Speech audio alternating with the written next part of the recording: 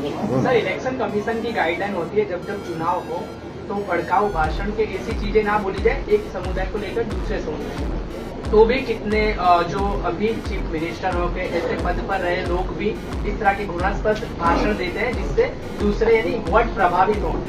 तो election commission की भूमिका आप इलेक्शन के टाइम पर किस तरह देखते हैं? फिर कोई एक्शन होता नहीं है, खाली प्रेस कॉन्फ्रेंस के दौरान खाली बातें होती है कि हम ये एक्शन लेंगे, हम ये एक्शन लेंगे। तो क्या ये मेरा मानना ये है कि मॉडल कोड ऑफ कंडक्ट का वायलेशन नहीं होना चाहिए।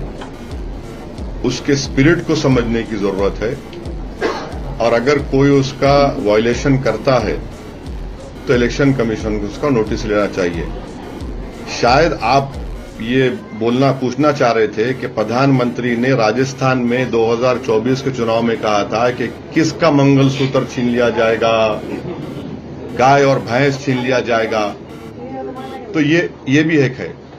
तो आपकी बात सही है, मैं आपसे एग्री करता हूं। तो इलेक्शन कमीशन की भूमिका आप इलेक्शन के टाइम पर किस तरह देखते हैं? फिर कोई एक्शन होता नहीं है, खाली प्रेस कॉन्फ्रेंस के दौरान खाली बातें होती है कि हम ये एक्शन लेंगे, हम ये एक्शन लेंगे। तो क्या ये मेरा मानना ये है कि मॉडल कोड ऑफ कंडक्ट का वायलेशन नहीं होना चाहिए। उसके स्पिरिट को समझने की जरूरत है और अगर कोई उसका वायलेशन करता है तो इलेक्शन कमीशन को उसका नोटिस लेना चाहिए। शायद आप ये पूछना चाह रहे थे कि प्रधानमंत्री ने राजस्थान में 2024 के चुनाव में कहा था कि किसका मंगलसूत्र छीन लिया जाएगा, गाय और भैंस छीन लिया जाएगा।